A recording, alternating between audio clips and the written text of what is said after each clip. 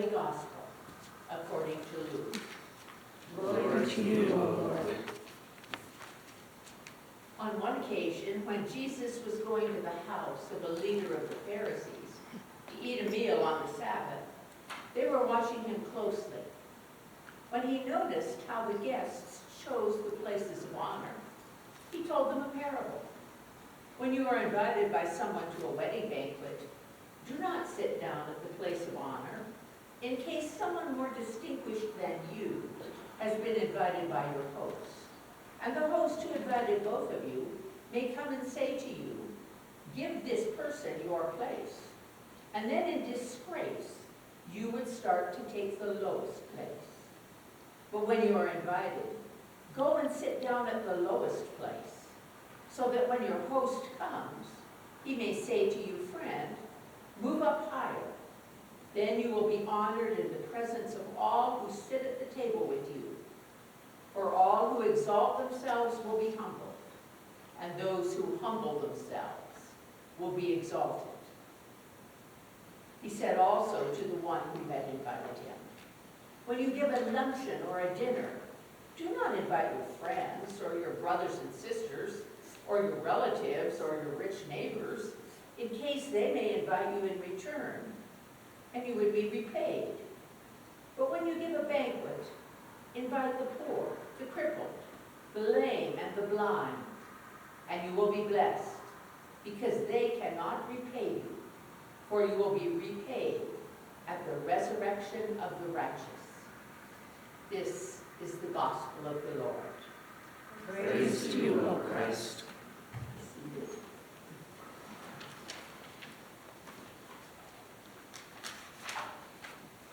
May the words of my mouth and the meditation of our hearts be always acceptable in your sight, O Lord, our strength and our Redeemer. Amen. There's this old story, and it's about a pretty well-known university, and they're doing a search for a new president. And of course, it's a prestigious job, and it pays really well too. So there's applicants just pouring in from all over.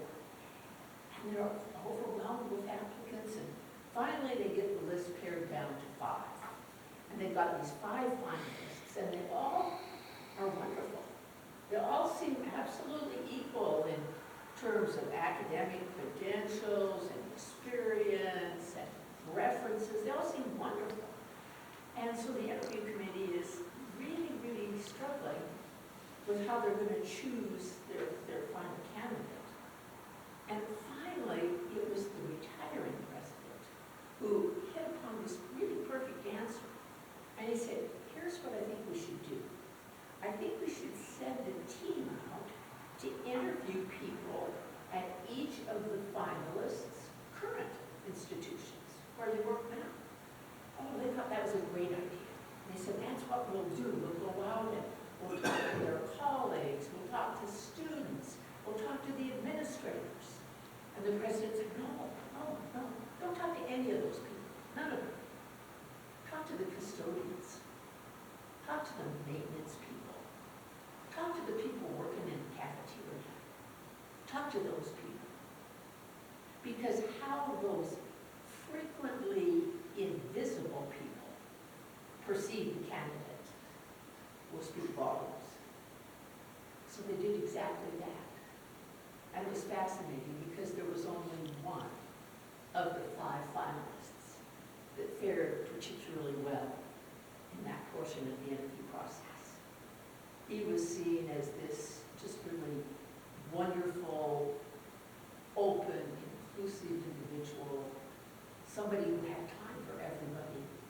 And the other four were pretty quickly dismissed as egotistical, condescending, rude, arrogant.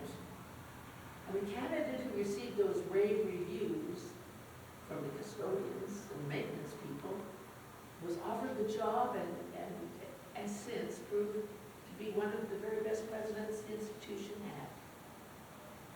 had. It was a good example of the true measure of this particular candidate showed through. Not in how his superiors or his friends, but rather how he treated those in less subordinate roles. The successful candidate treated everyone equally, no matter what their particular position at the university was. And I was kind of thinking about that interview strategy when I read today's gospel. Here's Jesus. He's invited to dine in the house of not just a Pharisee, but one of the leaders. And once again, here he is. I mean, he's pure Jesus. He's once again turning the tables upside down. He's speaking to the upside down, reverse order of God's kingdom compared to our order. Now, these folks in Jesus' day, they had really, really strict etiquette rules governing who sat where, and interestingly, who ate what. These times, and actually not a whole lot different from us, they had very solid social divisions. So kind of, depending on who you were,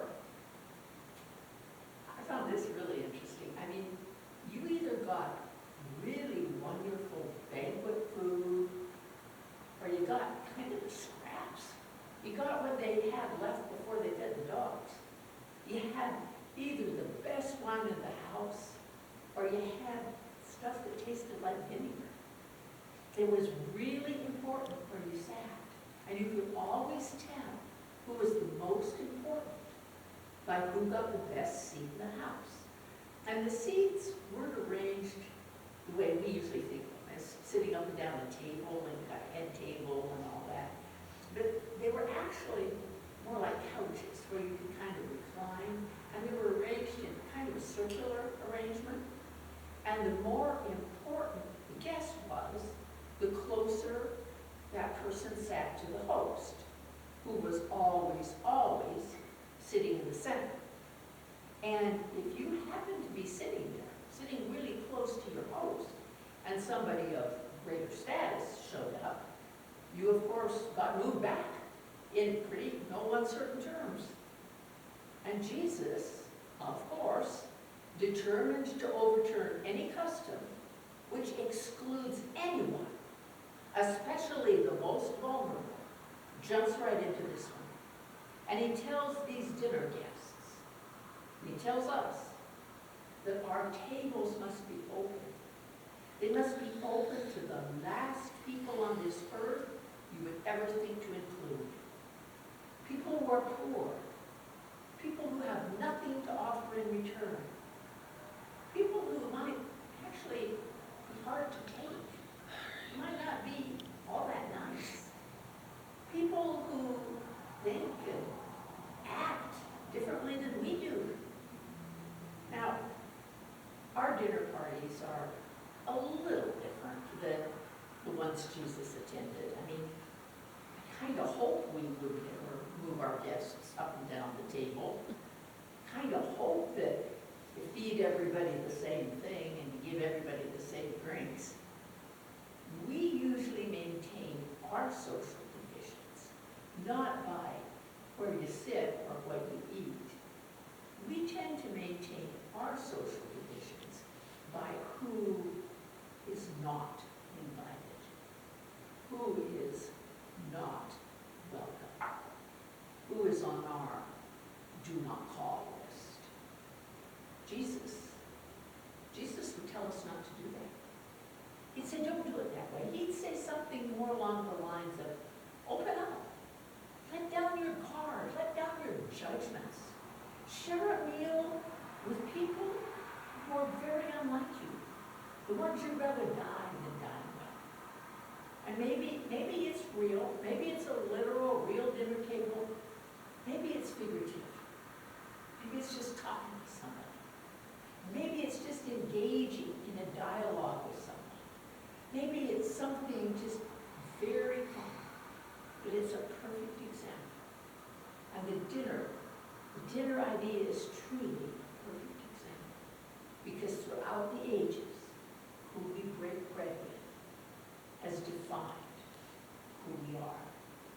There's this great Middle Eastern proverb, and it says, saw them eating, and I knew who they were. I knew who they were because I knew who was in, and I knew who was out. Whether it's a literal table or it's a figurative one, Jesus is inviting us to put our prejudices aside, to put aside our dislike, to put aside our fear, to put aside our judgment. He's asking us to put all those things last and to choose love first. Jesus is asking us to use his way of love as the basis for all our guest lists, no matter whether they're to a party or to life.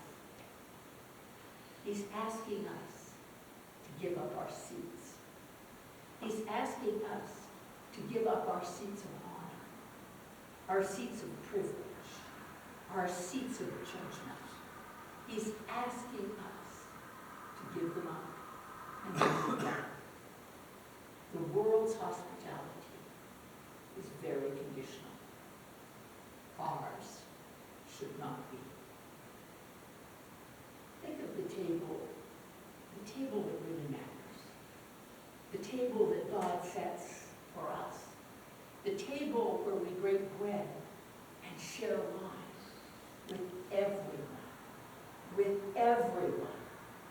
and with God. That table where we know we don't have a right to a place at that table. We have no right to be there. The only way anybody gets on that guest list is by grace. The unearned, undeserved, loving kindness of God, given freely to every single one of us, in spite of us, in spite of ourselves. God sees every single one of us, as we truly are. He sees us, he knows us, and he invites us to that table anyway. God knows all about us, and he invites us anyway. All of us. And we still don't get it. Our culture still doesn't get it. We still want to argue among ourselves. Who's the greatest? We still want to go out in the world and argue about who's most deserving of the seat of honor. We're taught from the time we're kids to be highly competitive. I can remember being in grade school and saying, I got the second highest grade on the test. And the answer was always, who got the highest? We're taught that. We're taught to be number one. We're taught to ignore the invisible ones. We're taught to focus only on those who can do something for us. We're taught that for us to be number one, we have to make sure nobody else ever even has the chance to advance. And many of us, I sure was, raised on that culture of looking out for number one, cutting our teeth on the importance of winning, of success, of fame, of fortune, whatever it is we aspire to. But while we're busy climbing that ladder of success and doing our best to stomp on the fingers of anybody who might try to be climbing either right in front of us or right behind us, we do well to remember that while this might be the way up for the world, the way up for God is down. Down. Down to the cheap seats. Down. Until we can gaze into the eyes of the little ones. Down. Until we can view the needs of all those around us. Down. Until we can hear the cries of those who have no voice. Down. Until we can see the invisible ones. Down. Off that ladder of power and ambition and selfishness and judgment. Down. until we can see what really matters in this world, down. Until we can see the world as Jesus sees it, down. Until we finally see that not even one of us is the greatest. Not one of us. But each one of us in our own way is the greatest because we are all different. We are all different. But none of us are superior. Now, this concept didn't play real well for Jesus. He died for that concept. And it doesn't play very well in our society either. Because in the midst of love, there's always hate. In the midst of inclusion, there's always exclusion. In the midst of hospitality, there's always hostility. Happened then, happens today.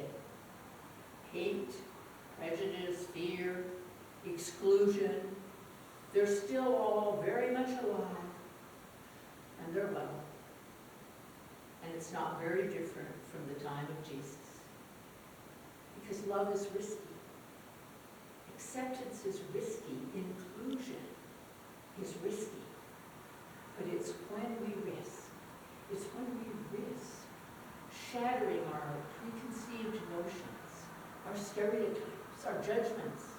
It's when we try to look at things not the way we see them, but the way Jesus sees them.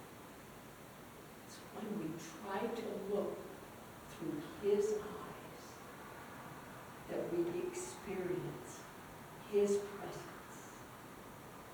at our tables and in our lives.